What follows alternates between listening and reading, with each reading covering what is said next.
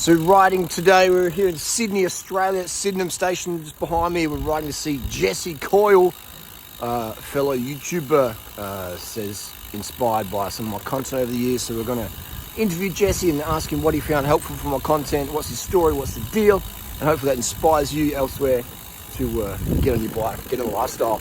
Again, to be part of my interview series, you don't need big clout. I don't just interview people with, hundreds of thousands of YouTube views or millions of views or whatever. You can be a total noob if you want to be part of my YouTube series interviewing, how some of my advice has helped you positive in your life. Send me a DM on Instagram and we'll chuck you on the YouTube interview if you so desire. Assuming that you're, have Zoom or are in Australia, etc. But we can do Zoom. Anyway, let's get to it. Let's go see Jesse Coyle, Sydney, Australia. And just a quick note, Sydney's commuting here is very good. It's definitely, driving a car in Sydney is so slow. The bicycle, fastest way to get around. Still not as fast as Adelaide, because Adelaide's got a lot less traffic lights and straight roads, etc. But here, why would I be driving a car? Oh my God, Jesus. But yeah, it's pretty good bike infrastructure, Sydney, Australia, 2023. It's just getting better. Get your bike on the street, get out there, save money, burn fat, not oil. People are like, Harley, I want to drop 20 kilos in the next 2 months. Where's your fucking bike? All right, so here with Jesse Coyle, JC. Hello. We're here in Sydney, Australia. What's the date today? May something? 27th May 27th, 2023. We're here in Sydney Park. Yep. Sydney Park. Dogs everywhere. Dog town. Day for it. So before we do an interview here, just a bit about your cycling story, how you got into YouTube or cycling life, and you live in Sydney, so I guess we'll just start with that. Just so for people out there, the viewers, how old are you now, Jesse? I'm 28. 28, okay, so fresh and young. Really? And, yeah. I feel a bit old. You feel like that when you're 28, but not when you're older. You'll be like, damn, I was still so young. And how did you get into cycling? Did you start other sports or? Yes, I started rowing. That's what I did in school. My dad has always been a roadie, just weekend warrior. Oh yeah. So yeah, always done sport, and then finished school, stopped rowing, and then, but I'm just a sport guy. I need something competitive outlet. Yeah. So then, got into cycling. So like a kelpie dog, just got to get into something. Yeah, so I got to exercise. Good. So you're a natural athlete in that aspect. Yeah, pretty much all my life. And that's an advantage I have. I've always done sport. It's sort of all I know. So you do rowing? Yeah. Yeah. How tall are you? 189 centimeters. 190 if you're a commissaire. Yeah, about 190. Okay. And how many kg are you about? Oh, now? Yeah. 80. Yeah, and what's the lowest you've been? Race weight, if I want to climb fast, 73, 74. Yeah. But I don't like sitting there. I like to live life, so I'll bounce back up. Yeah. Times. Yeah. And as a rower, how many kilos were you when you're 18? About 90. 90. Yeah. Okay. So big variances there. And the food I had to eat, it was Yeah. Well, it was a while ago, but that was disgusting. It was hard to stay at 90. Yeah. Your body wanted to go lower. Yeah. I'm not naturally very muscular or strong. Even in high school, in the gyms, not very good. Yeah. More cardio. Yeah. VO2 max. Yeah. Nice. Slow twitch. Yeah. And so then, when did you stop rowing? I did it for about 2 years after high school, and so about 2014 I stopped. I had back injuries, so I wasn't that strong, and then kept getting back injuries. I wasn't made for rowing. You got to be different breeds. So I was always more leaner, sort of skinnier, endurance style things. So. And then you said your dad rode bikes. How did you get into racing and road and stuff? He always rode, so I was familiar with the road. So I've never done mountain bike, never done like a lot of people have done BMX as a kid. So I was always just the road, and joined a Sydney Uni Velo Club, and went for one of their club rides. And then someone was like, "Oh, if you want to race, you just go to Heffron and pay your money." And do that. Nice. And then sort of watch your videos like so long ago, and and I heard you. I didn't really know anything about road cycling, but you were sort of saying, you'd put your stuff on Strava, and then so I got on Strava, and it sounds funny now saying like I got on Strava, but I had no idea what Strava is. Oh, so you got introduced that stuff with me a bit? Yeah. Power meters and Strava and that. Yeah. So you were like, get a power meter, and you get on Strava. So I'm recording my rides. Yeah. Nice. And doing that, and then go and pin a number on and race, and then you know, the usual story from there. You just go down the rabbit hole. Yeah. Like how good Strava, like, and power meters and stuff. It's just Yeah. like instant addiction to numbers and pushing the You envelope. get to see where people ride, then you go and, okay, I'm off to Bobbin Head in Sydney. Yeah, and then, yeah. oh, I did an 8-minute climb. And then, you know, and I think at the time I was just tracking on my phone. I didn't have head unit or anything. Yeah. But it's just like all those little steps that you kind of put me onto, and then Nice. went from there. And Yeah, how good. Strava's so unreal. Yeah. Like, I wish Strava was around 20 years ago when I was getting into road cycling and all that. Yeah, It's so much fun. it makes it just, and then you can start to, what I'm like, I get to see what others are doing. I'm like, oh, so they're racing there, and Yeah. like for me, that's where it all is, and you get a bit of froth around the Strava times. and Yeah, stuff yeah, like the that. community and the significance and leaderboards and the banter. Yeah. And someone steals your comm, you go back out and get it and all that stuff. Exactly. It's a bit different now, because I think now it's more, there's so many more people on YouTube and other social media, so Strava's maybe not as big. True. But maybe 10 years ago, it was all all Strava. It was true. And then so you found YouTube as a valuable resource to start getting information from when you were starting out? Yeah, but it wasn't as big. As you know, maybe in 2012 to 2014, there wasn't that many people on there. It was GCN. It was all GCN. Yeah. And then maybe you'd go viral with something, Yeah. and then it's totally different now. Now there's so many niches, and there's people like big time. whatever you're into, there's a cycling person on it. Yeah. But if you're on YouTube in 2012, You got audience. there was you and other people, Yeah. and even people getting into it now. I'm 28, so I'm probably the first kind of, I would say, like, I'm the YouTube generation. Yeah. Like when I was finishing high school, we were probably the first ones. I grew up on YouTube. Now it's more like TikTok generation or Instagram generation or Which is- Netflix. Whereas back in the day, YouTube was my Netflix. True, that's true. YouTube was the platform Yeah. for video content.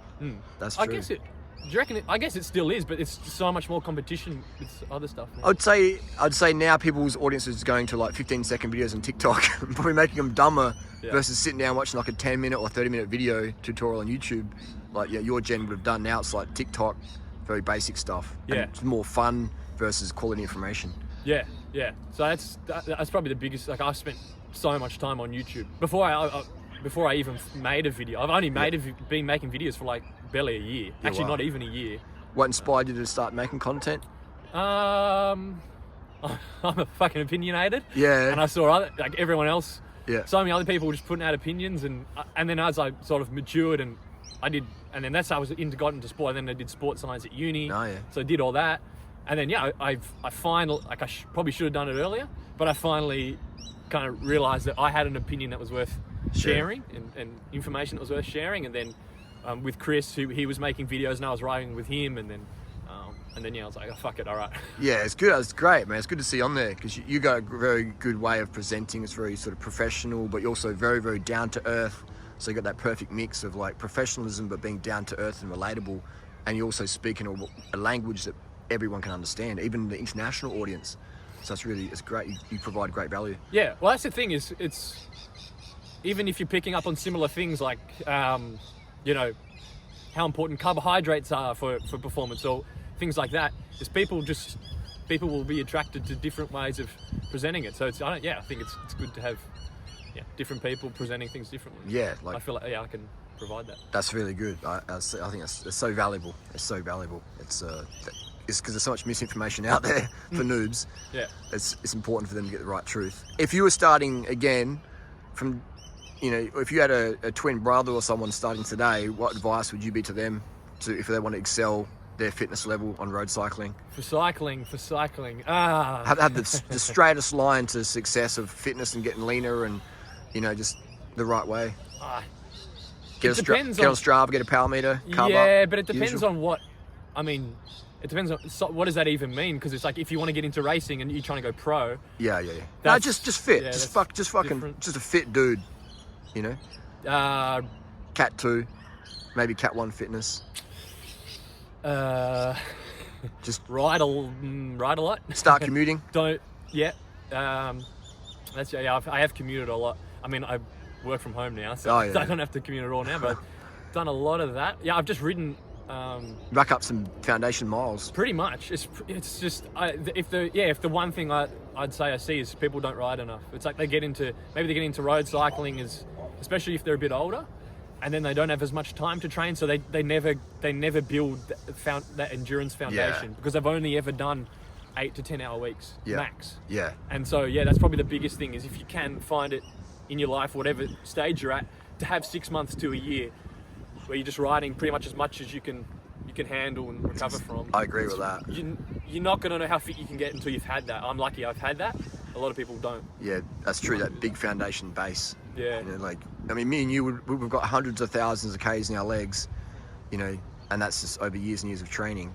And so I'd say building that foundation as a noob, just racking up the commuting Ks, just racking up miles, you know, for your postural muscles and the head and everything. Yeah, I agree with that. But I think commuting is probably the best way to get into that. Yeah. Just jump on the bike, put the car aside, or just jump on your bike and commute. And what about bikes? Do you think these days people have to go to spend $5,000 on a brand new bike, or they're better off like a second-hand new rim brake? You're a fan of the rim brakes? Still a fan of rim brakes? Yeah. Not. Why is that? Just because they're lighter and cheaper, easier to live with? I speak to people and they prefer disc. They want road disc, which is fine. It's their choice. For me, there's not a single reason I would want a disc brake bike. Why is that? We're talking road disc here. Road disc, yeah. I have a disc brake bike. It's a gravel bike. Yeah, me too. So rim is lighter, easy to maintain. Everything I need is for rim. Yeah. And which if you want disc, go buy disc. The annoying thing is, for me now, if I want a new bike, I have to buy second hand, which is fine. It's all right. You're going to save a lot of money because there's new bikes out there going for dirt cheap. Exactly. It's just the forcing it that starts to make my blood boil. Yeah. I mean, it's because it's just frustrating. It's not a good product for me. No. For my everything involved, not just speed, maintenance, everything about Costs. it. I don't want it, and it's now that it's been phased out. It's just. You mostly phased out. Some brands still do it, but yeah. If I want it, I have to either go hyper expensive Italian or like a Windspace. I think still do one. Or secondhand near new. Or secondhand, which is fine for me. But again, if you're newer, you're probably not going to want to. Yeah, well, you don't know what to look for secondhand. Yeah. That's why I put a service out there. Help people get on secondhand nice bikes in my coaching group. But yeah, so you're a fan of your TCR. Oh, it's great. Yeah. Really good. Yeah. But, where'd you get that from? Did you get second hand on you? Yeah, that was Facebook Market. Oh, nice. Not Marketplace, a Facebook group. Oh, yeah. Sydney local one. So it's near new? Yeah.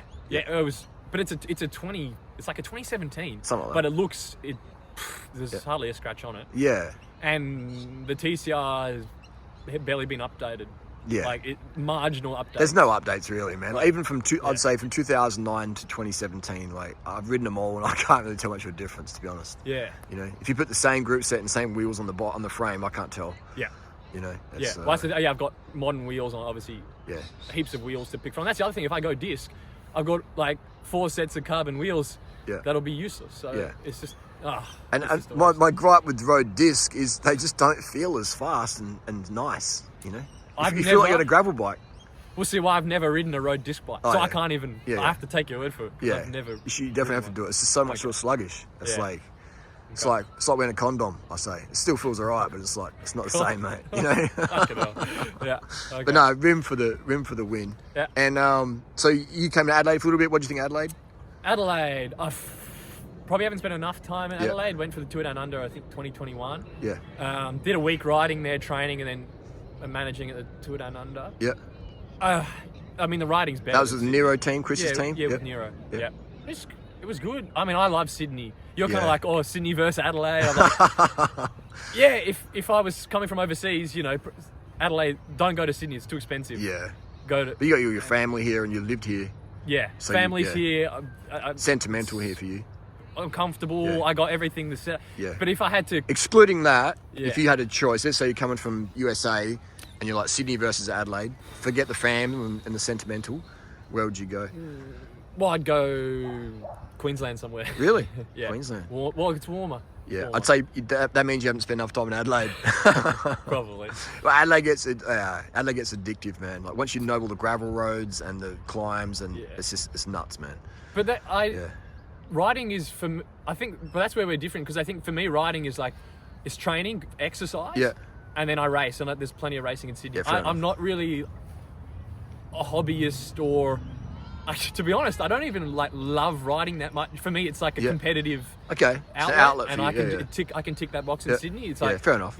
Sort of cruising around gravel riding. It's like, I don't need that. Yeah. But I'm probably in the minority there. True. I hear. That makes sense now. I love that. Yeah, that's why I like Adelaide. Just the variety of roads. Yeah. It's just like a playground for cycling. Yeah. And the racing's like high level as well. Yeah. Did you race in Adelaide a bit? No, never. No. Oh, there you go. Yeah, I'd say that Adelaide racing's probably the hardest. Yeah. Well, there's way more national riders in Adelaide. Here in Sydney, there's none. Even in A-grade crits in Sydney, there's hardly any NRS riders. Yeah, I think if someone can train in Sydney and do well in an NRS race, they're definitely a freak. You got to be pretty committed. It just goes to show if that person came to Adelaide, they'd be like cranking. Nah, it's good. And cost of living in Sydney, that's the expensive, isn't it? Yeah, do you have to pay rent with your fam or? No, we loan an apartment. Oh, nice. So, which makes it easy. We didn't. Yeah, my wife and I bought within our means, so it's fine. Yeah. But if we want to buy a house, in a suburb that I want to live in for a convenient lifestyle, Vaucluse. Vaucluse is nice. I don't know what to do. Yeah, I could live in Vaucluse. Yeah, eastern suburbs, inner west. It's fucked. Yeah. So that's the big issue is if I want to do that, which is probably the biggest, the biggest problem with Sydney is the housing prices is just. For sure. You got a huge mortgage, and that's that's a big commitment. Yeah, and even if you could afford it, like Vaucluse, I love Vaucluse, and I've lived there before, but it's just Vaucluse. Once you leave that area, it's like okay, now we're back in reality. Well, I mean that's most places in Sydney. You got like the Eastern Bubble, or you like me. I'm in a little just on the outskirts of. I'm in Waterloo, on the outskirts of the city, so I'm in a lovely little bubble, and I don't leave very often. Yeah, and I don't drive. My wife and I have a car, but we don't really use it. Yeah. I just got a little scooter. Nice. So, I'm super convenient. Yeah. But, if you live out, you sort of have to stay in your area or wherever you live, because Sydney's hard to travel, especially if you have to drive. True. I've been selling shoes here this week, and people are like, where's the pickup? And I'm like, it's Helston Park, there's a dog here. And I'm just like, and they're like, it's too far. And I'm like, I can meet you maybe. And you're at Helston Park, It's like, it's hard for people to get around. Puch. It's different. Adelaide though, it's like it's so easy to get around pretty much. It's and the lifestyle's so cheap. Well, that's the thing. When I was in Adelaide, it's like a big small town. It is. It really feels like that. Shocking. Even literally like most of the places are one level buildings. Yeah. It's all low. It's kind of weird. Coming from Sydney. Yeah, it's a bit of a trip, man. Yeah. It's a bit of a trip. Well, when you land in the airport there, it's like a country airport. But the trolleys are free. You have to pay for the trolleys and stuff. No, it's cool. What else are we going to say? Anything else you want to say? Closing thoughts or? Not really. Yeah. There's pros and cons. I mean, there's places that are fucking hard to love. Like Melbourne, I don't think I could do Melbourne. It's good for commuting, that's about it. Yeah, but between Adelaide, maybe Brisbane, Brisbane's alright. Pros and cons. Like I could probably do any. This is mainly the weather. I hate the cold. Me too. Yeah. But Adelaide, I find the weather it's not too bad really in winter. You get used to it. Especially if you're cross training with a bit of running, it's like it's bearable when you wear the warm clothing. I find running is really good cross training for the bike. Like they definitely go hand in hand, but you got to ease into it. Yeah. Where can people find you on YouTube's Jesse Coyle? Oh, I got my under my name. Although I don't upload that often. The Nero show's the one we're doing it every week. You and Chris, that's a good show. People would check it out. Banter and chat. Yeah. No, that's good. And Instagram. You do coaching as well, or a bit? Yeah, I'm a coach. That's my full-time job. Yeah, that's like in terms of YouTube chat. I'm kind of glad that YouTube isn't my job. The more we have chats with the people on the YouTube people and how brand deals work and all that. It's just like I personally am very glad that I just have a job and YouTube's a hobby, because trying to do that full-time. I mean, you seem to make it work, but probably not for me. personality. I listened to. I think you guys did an interview with NorCal. Yep. Yeah, and I was just like, man, like this is so hard what he's doing. Like, I do brand deals and that, but it's like, I say, this is how much it costs. This is what I'm going to say, yes or no. You take it or leave it. And they're like, yeah, cool. You know, so it doesn't have to be full professional. It could just be. The brands I've worked with over the years, they know my style and they're just like, let's just do this. Mm-hmm. I think where NorCal makes a mistake is he tries to be more and more professional, and it's like, man, that's just gonna make his life so hard. It's like trying to win every single race you do, or set a PR on every single climb you do. Like eventually you come to a point where the PRs aren't really happening anymore, and good enough's good enough. You know? But do you think what if you had kids, and and had more expenses? Do you reckon you could still do it? For sure. Still make it work? I don't know anyone who's made more money on YouTube than I have. Yeah, in terms of the cycling world, I'd be surprised. Yeah. That anyone's had more money coming in through AdSense or brand deals. But also I do similar ebook and coaching and stuff like that. So I would say I would be the top earner, and I say that a little bit arrogantly in case like there's anyone else out there who's earned more than me, because I'd be curious if there was. And my style is just unprofessional, totally open, you know, unfiltered, like genuinely unfiltered, just saying how it is, and people love it, they hate it. Do you maybe a bit personal, and you can ask me any question. Okay. Any question. So are you kind of set up now from just from more of an investment perspective? Because I mean, you can't be making that much on AdSense. Like, yeah, I'm making really about $3,000 a month on AdSense. I've got a few channels, but I do have other YouTube channels related to like viral content, like top 10 shark attacks and stuff that I've done that people don't even know I've done it. So I've got those videos as well. Okay. But just to talk about durianrider and my durianrider content, about $3,000 a month AdSense. Okay. Plus, you know, I get brand deal stuff, plus, you know, ebook sales, coaching, etc. Yeah. So just like a mix, and then you do the selling sneakers, or whatever and bikes, and I can't help myself. It's just like, I mean, these are all things I'm really passionate about, and you know, like the other day, this dude's like, you know, he wanted a pair of shoes, and I'm like, I made like $2 on them because this dude's just stoked to get him. He's dead broke. I'm like, okay, I'll get $2 cut on this shoe, like whatever. You know, like I've been given plenty of deals in my life, so you know, I sent this guy some shoes on eBay and stuff, and like it's a buzz for me. I love selling shoes. I love selling bikes. I love making content. I love writing ebooks. I love coaching people. Like, you know, I've done all this stuff for free. Yeah. And the fact that I get paid for it, I'm just like, what the fuck? Like, that's insane. Yeah. Yeah. So I think I'd tell people, like, do what you love to do. And when you do what you love to do, then you're not as addicted to all the material shit, which costs an insane amount of money. Like, I'm happy to ride a bike from 2008. Like, I love riding this bike. Yeah. You know, when I drop people on that bike with all my other old bikes, you know, it's like, it feels extra fun, you know? And so, but if I wanted to have the latest SL7 S-Works and stuff, which I've had before, you know, like if you always keep up with the Joneses, then yeah, that's when you really shaft yourself, because you're like, you got to have a crazy amount of coin to always keep up. Otherwise, you know. So yeah. Yeah. So it depends how much money people want to make, and family and stuff. I've had a vasectomy. I don't spend any money on my girlfriends. They earn their own coin. They live with me rent free, etc. But you know, I bought my own houses from YouTube money. You know, so I don't have any mortgages or debt, anything like that. So I think my lifestyle I live is my favorite lifestyle. And I've been very, very lucky with money. But more importantly, I'd say it's your lifestyle, because I know guys out there who make more money than me. They're lawyers or they're surgeons, but they just buy stupid shit. Yeah. And do you know Gary V on YouTube? Gary V? Yeah. So Gary V talks about this a lot, and I think that's a really important thing. It's just like people don't live within their means, and they just want to keep up the Joneses, and then they get fucked over, you know? Mm. Yeah. So I'm happy to live a very, very basic lifestyle. Like I could, you know, camped over in these bushes behind us. I'm not actually in Sydney Park, but something like that. I'd be happy to sleep in there, you know, like, and make content. I mean, I used to make content for those bushes, you know, all around the world, just camping out in my swag and my bike. I remember you were like, I don't know what you were doing, like in Vaucluse, sleeping on like sleeping just for fun. Or, yeah, on the beaches and stuff. I was like, this is a great place. I just want to camp out in the bush, and I was sleeping in the Vaucluse, and Daily Mail did an article about me in that. I mean, if I was homeless, I'd be moving to Vaucluse. And people think, what? You can't move to Vaucluse? It's the most expensive suburb in the world. Like, I think it probably is the most expensive suburb in the world, one of them.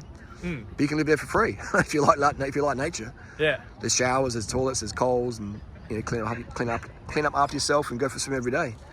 And don't be a douchebag. Whatever floats your boat, I guess. Yeah. So there's ways of living. Yeah. But yeah, if people want to, you know, earn millions of dollars a year, then I would say sometimes they might have to sell out. Depends on the person. But yeah. Yeah. I mean, yeah, if it depends what's sell out. I mean, yeah. If you advertise for a brand, I feel like there's a way you could add. For me, selling for a out brand is without yeah. So okay, my definition of sell out is I'm only promoting this for the money. I wouldn't normally promote it. Yeah. You know, that's just definition of sell out. Mm-hmm. But yeah, so no, there's definitely simple lifestyle. You need less material stuff, and then when you're making money, you get to save more of that, and then you have less financial pressure, and it's just win-win. Yeah, I guess, but I guess it depends where you live too. Like, because I live in Sydney. Yeah, my ad revenue. Is, you get. Like, it's a joke. It would get nothing. like, but if I was vaporized. Yeah, if I was in maybe if I lived in an Asian country, or if I lived in Adelaide or Thailand, somewhere super cheap, that would probably be good money. Yeah. So, or if you lived in my tent in Vaucluse. Yeah. So yeah, it's all relative. But no, that's very true. So I guess I guess when you're maybe, but then you have a good money. So I guess it's kind of different. But yeah, just but as you're a discussion topic, I'm always thinking the person that's watching this is living in an expensive is in Sydney probably or Melbourne. Yeah. And so it's all relative to that.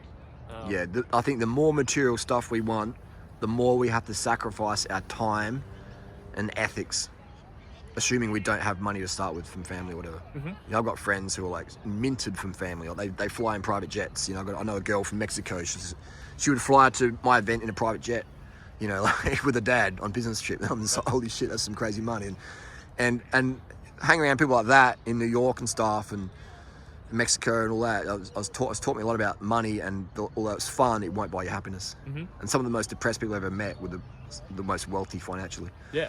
So, no, I 100% agree. I feel like I'm pretty frugal. Like I don't.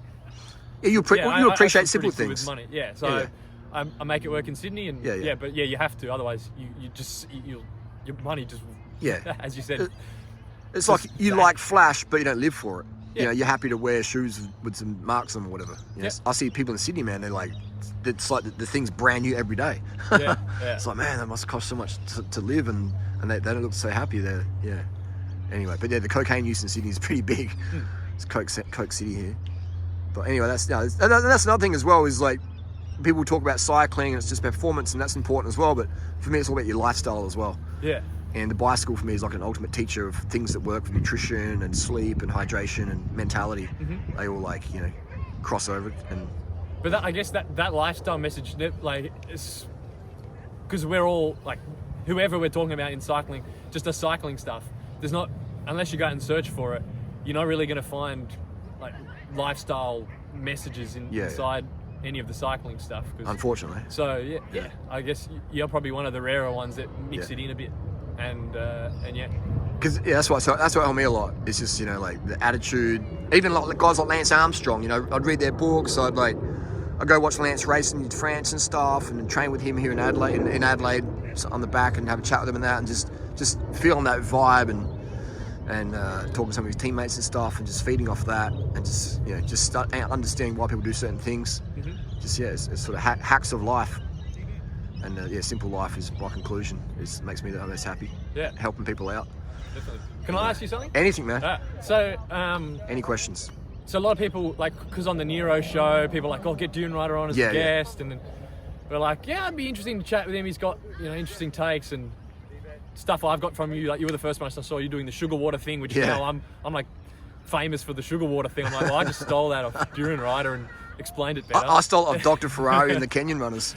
Yeah, so you've obviously got like so much to information to give, but then it's like, fuck, you come with a baggage, like just, and then we're like, but what sort of baggage get you on, and then even what the haters say, the haters, you could say it's like it's a minority, but it's like there's also people then messaging, so we were like, it'd be cool to get durianrider on, and then we ended up going, it just kind of takes the fun out of it. Yeah. If people are just like being haters, and you can say like, just don't worry about the haters and stuff, but if it kind of takes the fun out of it, then I hear what you say. It's like people, like, I've got a bunch of haters out there, vocal minority, you know, they make up shit, so I'm a rapist, I'm a pedo, I'm like a con man or whatever, and then they make some crazy claims of absolutely zero proof. You know, like, durianrider, you're a rapist, and like, there's not a single woman on the planet who's ever come forward and said, Harley Johnstone's raped me or did anything like that. Zero. There's a jealous boyfriend out there who made a 5-part doco about me, but that's about it. So there's people out there who think that stuff's actually true and real. Maybe is that what you're talking about? Or? Yeah. Yeah. So on that specifically, do you ever like feel like you could have dealt with it differently? Yeah. Because like the way I see it is like, so this was all when there was those Thailand friggin' things. Orgies. Yeah, I was like, fuck. It's like, okay, it was all consensual, whatever. Fuck yeah. But and there's would you at least say it was unprofessional, maybe as like a leader? Yeah, I mean, it was like I was like a rock star, man. Like, I just split up with Freely. I had girls, you know, knocking on the door while I got one girl's in the bed, the other girl's knocking on the door. It was just like, and I was this sort of dude, like a late bloomer, you know. I wasn't like the stud in high school by any means, far from it. And then I had YouTube celebrity, and then I built Freely into like this, you know, fitness girl with great body and millions in the bank. And so when we split, and I was in my event in Thailand, all these girls, they want to be the next Freely. So it was basically like a casting couch, you know. It was just nuts. And I didn't really know how to handle the attention. So I didn't say no to anyone. I didn't say no to any of the girls. So it was just, it went out of hand. And then one of the girls, Hannah from New Zealand, she had a boyfriend, Michael from Norway. And he made like a 5-part doco about me when he found out that Hannah was, you know, wanted to be the next Freely, come to Adelaide, etc. So he couldn't handle that his GF, you know, was jumping my bones, and he's like, no, there's no way she'd do that. That must have been non-consensual, even though we have all the proof from Hannah saying no, it was consensual, it was everything. So but so now if someone hasn't grown up on like YouTube like I have, they don't know they don't know shit. They just go, oh, durianrider, like the Adam Kieran, the Zero Fiction, he probably doesn't know. He just probably Googled you. He's ex-cop. Like, I know Adam. I've known Adam for about 11 years. I got him into Strava and power meters and cycling and stuff. So it's really disappointing that he's ex-cop. He knows that you can't make claims without full proof. You know, so he's a bit of a. Yeah, that's another story. But yeah. But I can understand someone that he's not like they just Google you and. Again, this is where it comes down to education. It's like, are we going to believe things just because it's on the internet that has zero proof? Like, there's no police report, there's not even a victim statement, there's no victim at all. There's just a bunch of jealous dudes talking shit with no proof. So do we have any weight in their debate? I'd say no, because it's not true. Oh yeah, no, I definitely agree. But more in terms of like in hindsight, like for example, if I was a coach, I've been a coach for rowing, for example. Yeah. If I went on like a rowing camp, I can't sleep with the row, like. Yeah, but also I agree with you. So did I do it wrong? Yeah, I mean, the thing is, well, if you reject a woman, most of this shit is because I rejected women. You know, like they want to be my girlfriend, said no, I'm not looking for that at the moment, and then they got pissed and like, oh, fuck you, we fucked. I thought I was going to be the next Freely banana girl, and then shit hit the fan. I was a pants man. I couldn't say no. I didn't want to reject all these women. They were just like so keen. I was like, how can I say no? And then, so I've learned a lot from that, and that's what makes me such a great dating coach, is because I've been from like zero to hero. You know, the dude was getting no chicks to the dude who was getting too many chicks and getting in a bunch of trouble. So that's what, you know, I wouldn't change a thing looking back, because it made me who I am today as a far superior coach in all regards. Mm-hmm. And I think, you know, as a guy who's really into chicks, like, our quality of our life as men is direct proportion to the quality of our life with women and our communication. And so that's another like open book there, the communication with women. Yeah, I can understand I appreciate well, I no regrets, because it's gotten, you know, no regrets, now, no regrets. That sort of thing. I just because it created such friction, and it made me into the man I am today. You know, like if I didn't have all the drama and the fake claims and the haters making up absolute bullshit, malicious lies, if I didn't have any of that, how could I stand here and say I'm a good coach as a lifestyle coach? I couldn't. I'd be talking shit. Yeah. Especially like I had to get beaten down. Like the worst thing ever, I would say, as a man, is to be called a rapist or a pedo when you're totally not. I don't think it's worse than that. Yeah. You know, someone calls you a murderer, it's like, yeah, Hollywood glamorizes murderers. Yeah. But no one being a rapist or a pedo is not glamorized. You know what I mean? No one wants to aspire to that. So being called that when I'm not that, and that being sort of like a public identity for some people, you know, that's maybe a better Which is better totally person. not right, And it's not right. That's why we should fight against it. Yeah. So if we cower down to haters and go, oh, but the durianrider comes with drama, then we're just cowering down to internet bullying, which is an interesting time because this is the first time in human history where you can totally fucking cancel someone or try to, and there's no repercussions. There's absolutely no repercussions. But I guess that's where my frustration is, because I'm like, oh, it'd be good to have Harley on, but I can't be fucked. I don't want to, it's not my job to have to then deal with freaking people DMing saying, well, why'd you do that? It's just it kind of, anyway. Just send them my email. Say, ask Harley. say, okay, I hear what you're saying and do what you want to do, but this helps you become a better person at delegating the truth to other people and also negotiation, and say, okay, you say Harley's a rapist, where's the proof? I'm not saying you should. The 2 minutes. Okay, that's fine. That's fine. Yeah. I guess you put that in the video. Yeah. That becomes part of the interview, doesn't it? No.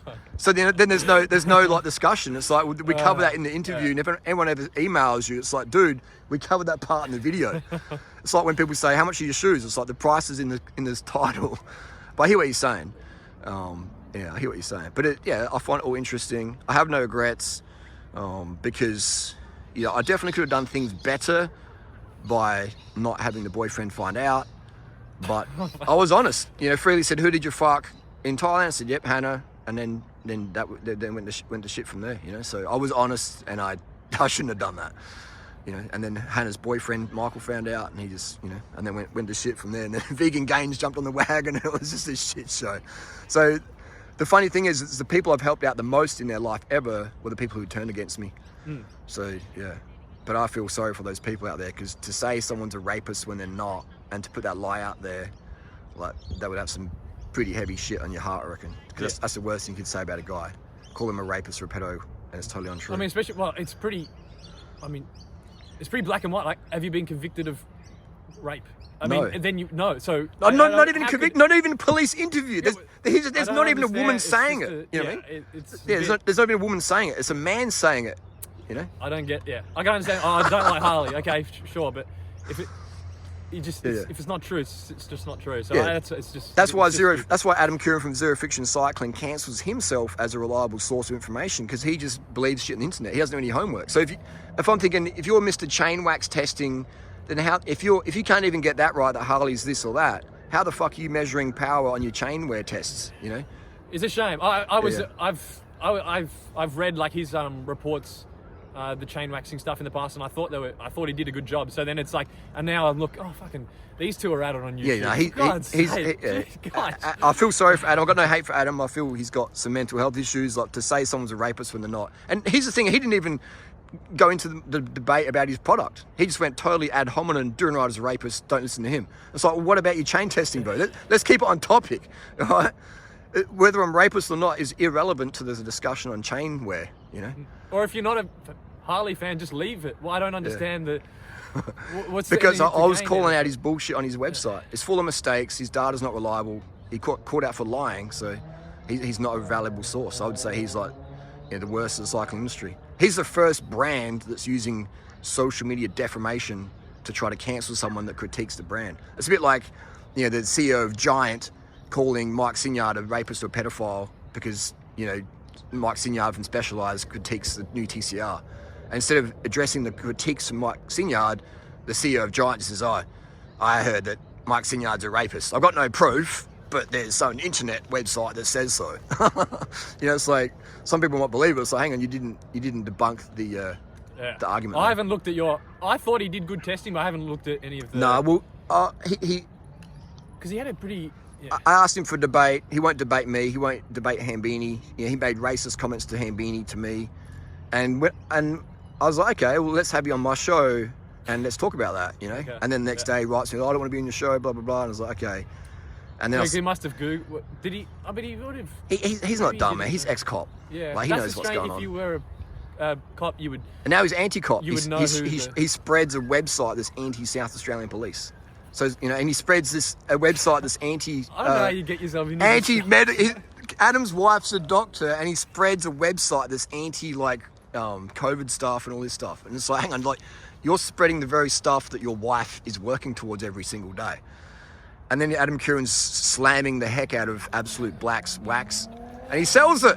He sells their lube. And he's like, I can't believe there's advocates for this junk. And he sells it for like $200 or $300 on his website. I'm like, this guy's gone loopy. So no, well, I've got some more videos about Adam. But yeah, it's unfortunate.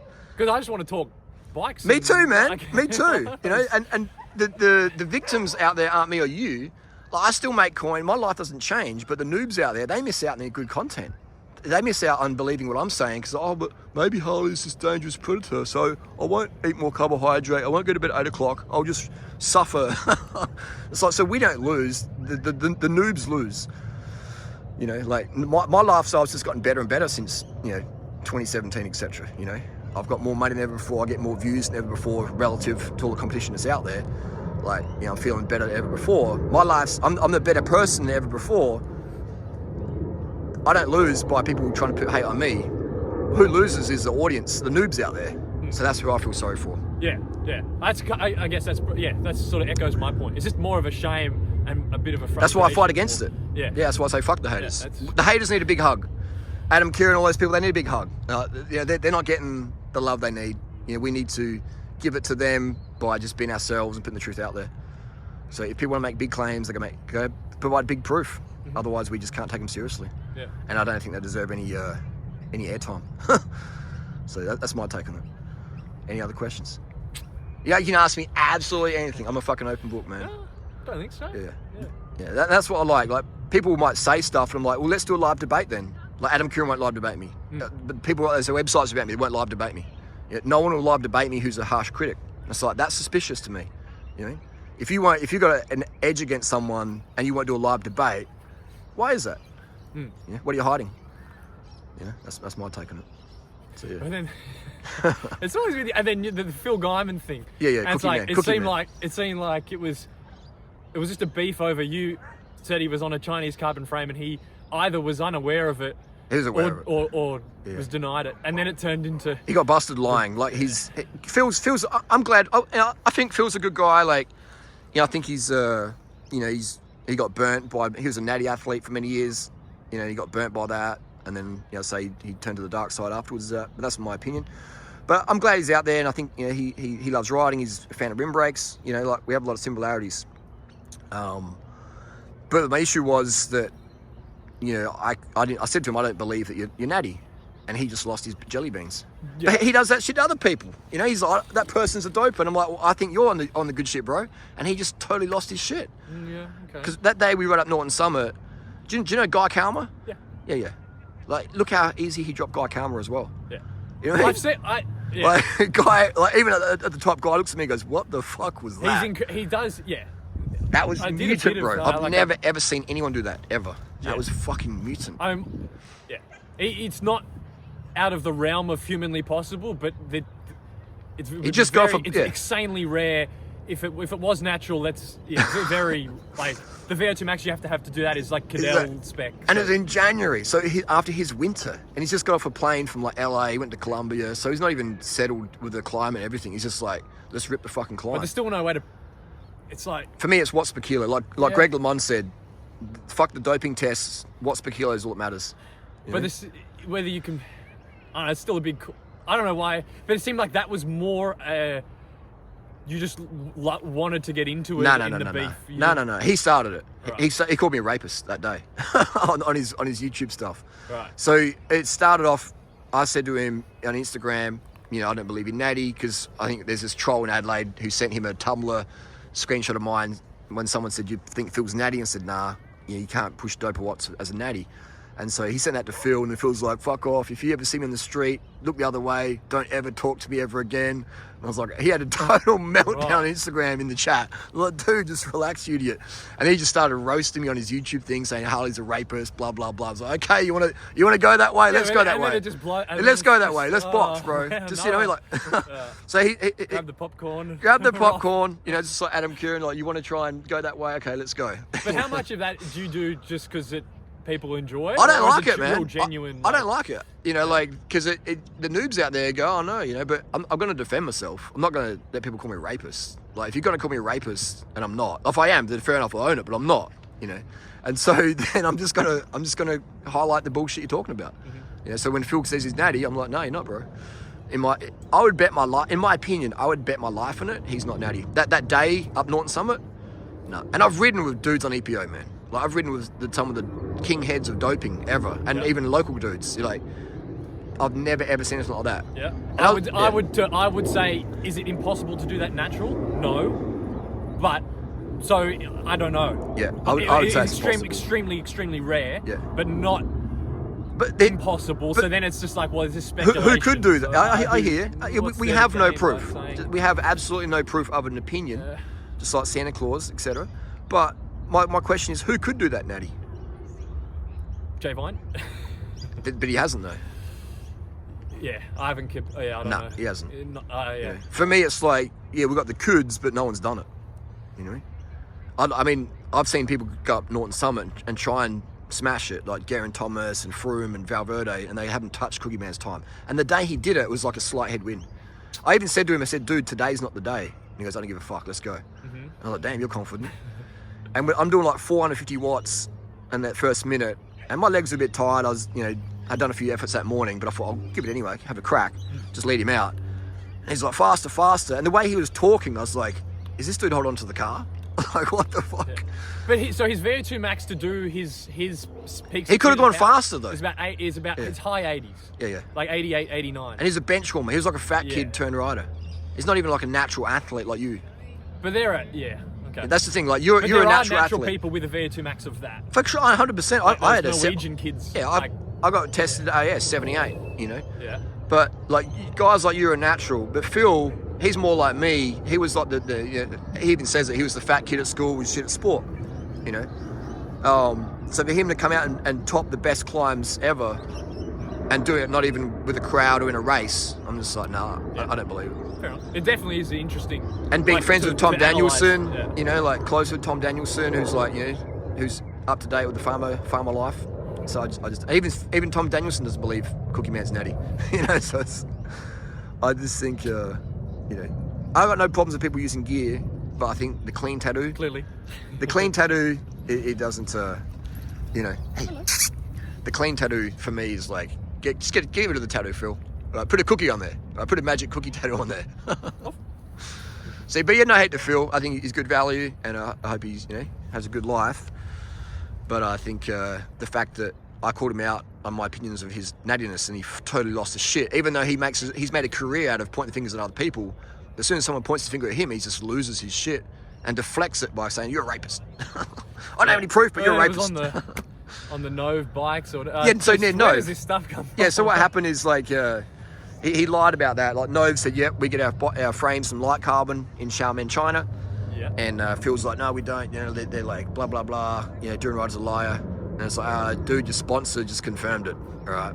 And Phil's not a dumb dude. Like he knows where the shit's coming from. That was funny. That was yeah. It was literally a light carbon front. Like, exactly, man. So the fact that he'd lie about that. Yeah. What else did he lie about? He did. Maybe I'm just a bit naive. I don't know. Yeah, watch the videos where I showed the screenshots and stuff, you know, and the timestamps. Like he knew, man. He lied. He could have even said, "Hey guys, where are they getting these frames from? Is what Harley's saying wrong?" He knew. He was just trying to like say, "No, he's a liar. Don't believe Harley. He's a rapist."